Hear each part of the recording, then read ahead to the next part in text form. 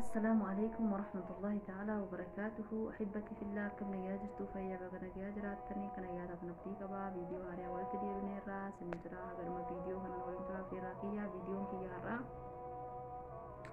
وآي سينا انتلو چاينا مجاشي ولين جراتو تكا جزو مجاتا كا قبدي مجاتا نولين جراتو ترتي كان ولين لالها هغرما فيديو هنا نولنترا سنجرا guyyaa takkaan taloo takka jiraat taloo biyya chaayinaati mucaa takkaa qabdii jiruu gaarii jiruu gammachuu waliin jiraachaa jirti jechuun mucaa ishee waliin osuma haala kana waliin jiraachaa jirtu mucaan ishee kun guyyaa takkaa jalaa du'ee jaartiin tun hedduu azantee hedduu yaaddoytee waan gootu dhabdee waan gootu wallaaltee waan hojjettu wallaaltee jechuudha. Yeroo kana hakiima biyya sanii bira dhaqxe yaani beekaa ganda sanii bira dhaqxee maal jetteeni mucaan kiyya na jalaa du'ee jiraachuu wallaalee nyaachuu wallaalee dhuguu wallaalee waan hin godhu waan hin dhiisu wallaalee kuma fedhe na haa kaffalsiisu bu'aa baasii fedhe na haa kaffalsiisu waamma mucaa kiyya kana naa deebisu naa himin jettee jechuudha.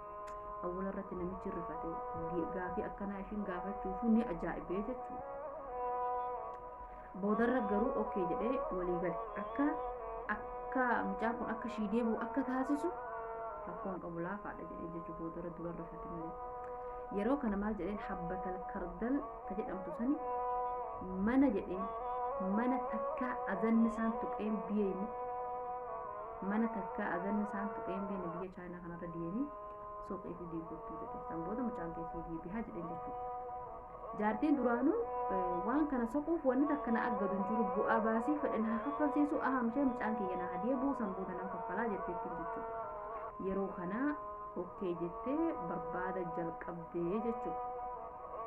Mana awwala dhaqxee boodee hulaa tuutee hulaa haadhi manaa irraa bantee yeroo kana maal jettee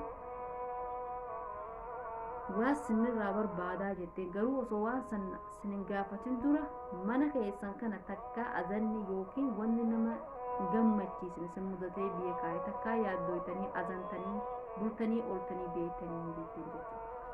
Yeroo kana intaloon haadhi manaa sun maal jetteen eegaa gaafa abbaa mana kiyyaa narraa du'eeti takkaa gammachuu agarree hin beeknu ijoollee kiyya waan hin nyaachisu waan hin obaasu waan hin uffisu na rakkisaa jira takkaa gammachuu agarree hin beeku laa ammaa tanaa hin eegaa gaafa abbaa mana kiyyaa narraa du'ee jettee jechuudha.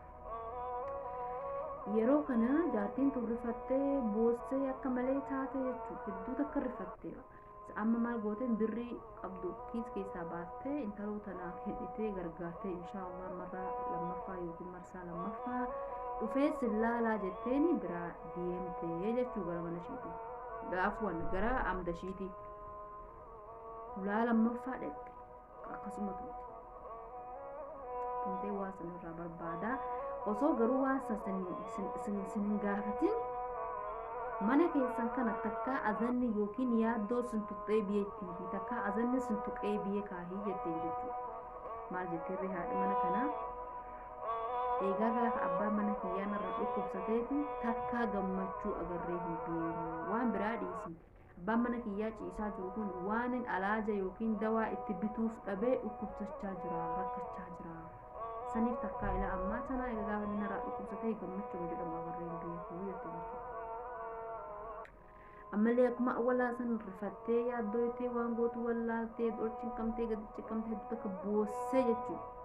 Birrii baastu kiisii birrii qabdu kiis keessaa baastee intaloo tana gargaartee jechuudha.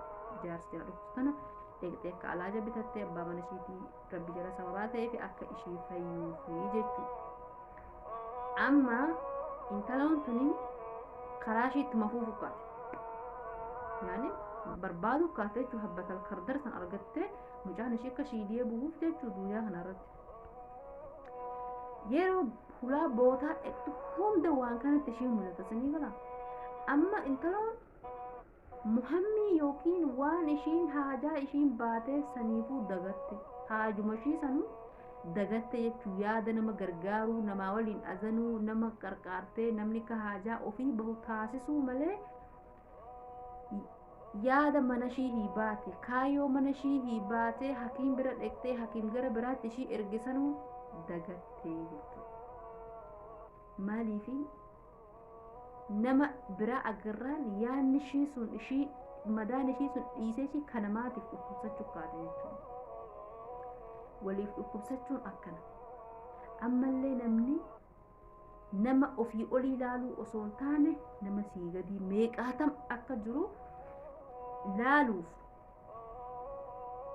hedduu takka agartee intaloon tun duraan nama du'e kan adii boo'ichaa turte mookka rakkoon haganaa jiraa walitti beeyte maaliifiin ishiin duraan jiruu ishii gammachuun jiraachaa turte mucaa ishii kanaa waliin takkaa yaada agartee hin beektu yeruma isa of biraa dhabde kana ni beektan garaan haadha hin wanni hin jedhu hedduu yaaddootti tahee bakka mucaan kiyya du'arraa na hadee geesse kasanii olii haga nama fuula nama meeqaa tumte rakkoom nama meeqaa dhageesse gargaarsa birrii qabdu birrii mucaan itti geebisa jettee manaaf iddee baate gargaarsa irra fixxe jechuudha.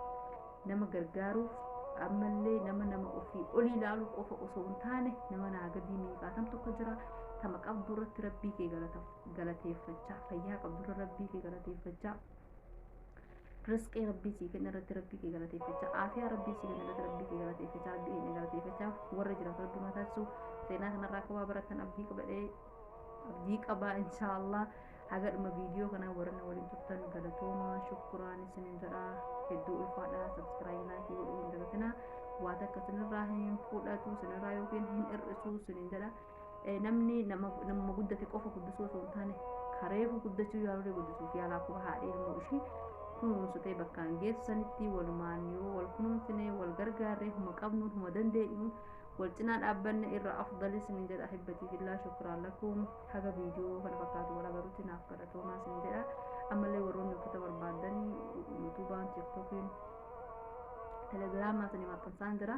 Yoo barbaadan waastaabbiin hayaakumullah warroonni mana dhufnee ilaallachuu hin dandeenya warri jettanis yoo jiraattan kottaadha.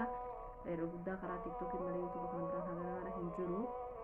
Yoo barbaadan illee dhuftanii kamana jiru ilaallachuu dandeessanii kamana hin jirre immoo isinimaaf fidaa jechuu inshaallah.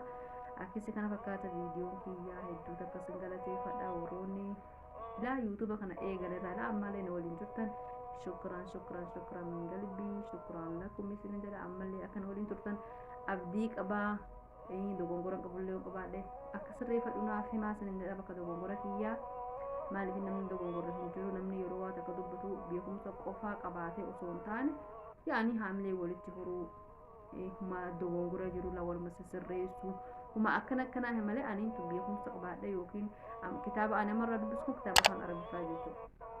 Ani kan fedhu kitaaba kanas viidiyoo irraa kana fa'aa irra guddaa afaan arabaa isin dhiyeessuu fedhee ture. Mungkin gariin keessan afaan arabaa immoo nu dhiyeessitaan waa araba yoo naan jettan sodaadhe malee afaan arabiffaa hin akkasuma dhiyeessuu fedhii qaban ture yoo immoo nu dhiyeessu jettanis koomentii jala naa kaasanii jedhaa gara viidiyoo bira warra garuutti nagaa naa jiraadha. Wassalaamu alaikum warahmatullahi ta'ala wabarakaatuhu. Ilaalli